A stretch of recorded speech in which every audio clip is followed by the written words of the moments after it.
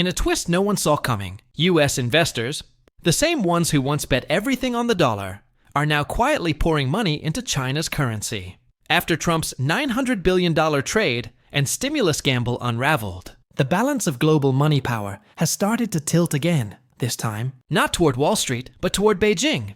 And the craziest part? It's not politics driving this shift. It's profits. Back in 2020, Trump's administration rolled out nearly $900 billion in emergency stimulus, promising to revive the post-COVID American economy and reinforce the US dollar's dominance. But by 2024, that plan had morphed into a massive debt trap. The US national debt exploded past $35 trillion. Interest payments soared to over $1 trillion a year.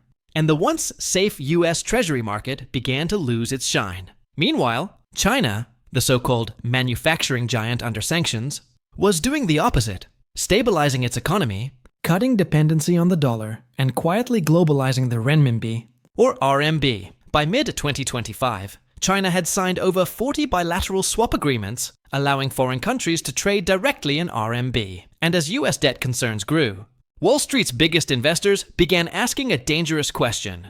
What if the next global safe asset isn't the dollar, but the yuan? China's playbook has been deceptively simple. First, expand digital payments through the eCNY, the world's first major state-backed digital currency. Second, deepen trade with nations tired of dollar volatility, from Russia and Saudi Arabia to Brazil and Indonesia. And third, use massive initiatives like the Belt and Road to lock in long-term commodity and infrastructure deals in yuan. According to SWIFT, the RMB now accounts for over 5.2% of all global trade payments, a record high, surpassing even the euro in some months. It's still far behind the dollar's 46%, but that gap is shrinking faster than Washington expected.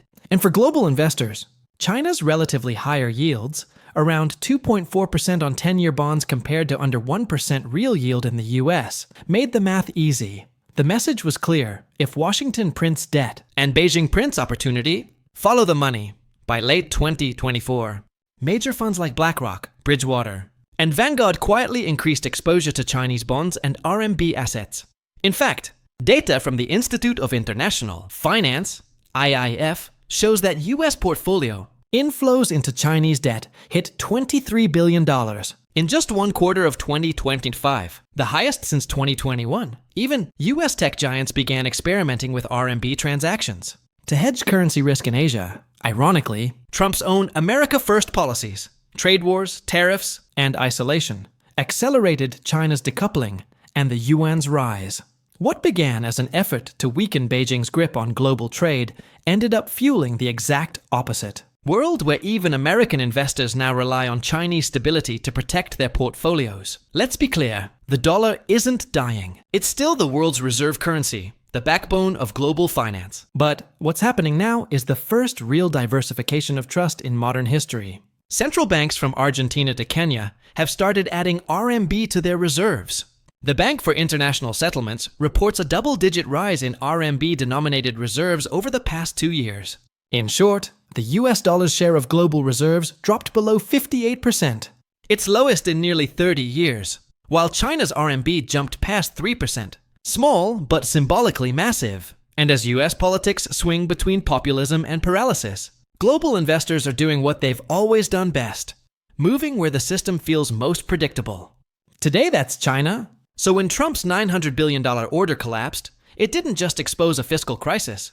It revealed a global confidence crisis. For the first time in decades, America's financial muscle is being tested not by a war or recession, but by an alternative system that's winning through quiet consistency. China isn't asking the world to abandon the dollar.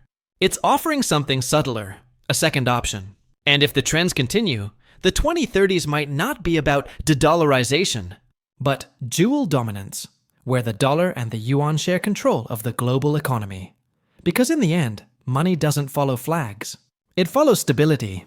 And right now, stability is shifting east.